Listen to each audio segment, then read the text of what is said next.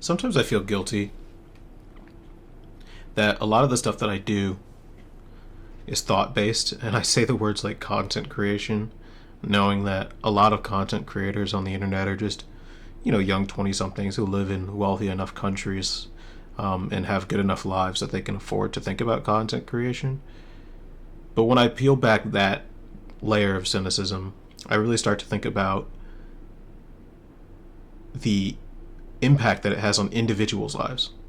And I think that obviously there is a lot of inequity in the world, but especially because this technology is getting cheaper and cheaper, and in a lot of ways it's tied into the current landscape of people just recording things on their phone, as we see on TikTok all across the planet.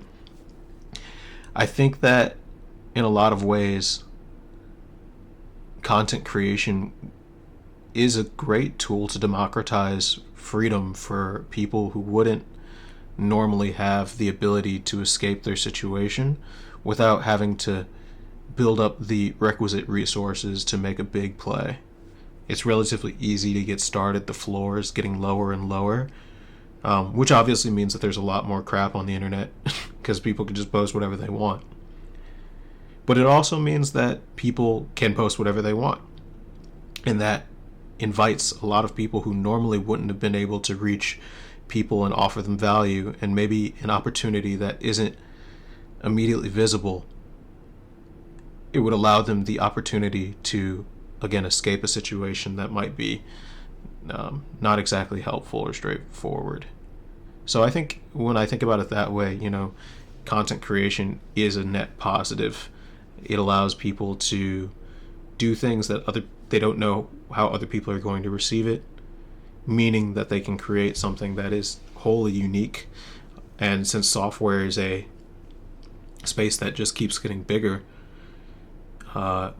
because it can relatively be infinite, there's very few physical laws that hold back software, the same way of like moving into a plot of land and being like, this is mine for a mile, and if you come, I will call the cops.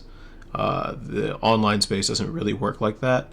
We do have people who are renting space on certain platforms. I'm renting space on Twitch right now to host this live stream, but that doesn't mean that I'm beholden to Twitch. And if anything, the data that I'm uploading to Twitch is being rented to Twitch for them to use. So it's kind of a mutually beneficial agreement. But in a way, the creative aspect of storytelling, the creative aspect of creating stuff on the internet for people to consume throughout time, and as I mentioned in the piece, things that don't degrade with time, which we've seen with paper for 2,000 years. If paper can survive, paper that survives from, or rocks even, from Babylon, for example, that have said, have taught us about a culture that's been gone for over 3,000, 4,000, 5,000 years, goes to show the longevity of data that is backed up and stored in a redundant manner, and how little space that takes up in terms of energy usage and stuff. So I think that that's a really good direction, and hopefully gets more and more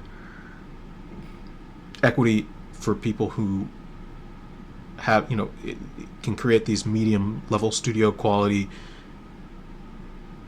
experiences from the comfort of their bedroom, as I'm slowly building mine in real time. I still don't have a camera. I still don't have a lighting setup. I need to get a computer that is more fitting towards what I'm trying to do here. But once I have those things, it's going to be even smoother sailing. And I think that the process of understanding that happening too it's given me a lot of appreciation for how much is available these days in terms of resources on the internet that are free for the mindset, but also appreciation for the work that's gone into the actual technology that makes this stuff possible. Software like Obsidian, hardware like cameras and microphones and computers in general that allow people to be flexible and write stuff on the internet that, in this case, is a pretty meta example of taking content on the internet and writing about content on the internet to make more content on the internet. Interesting.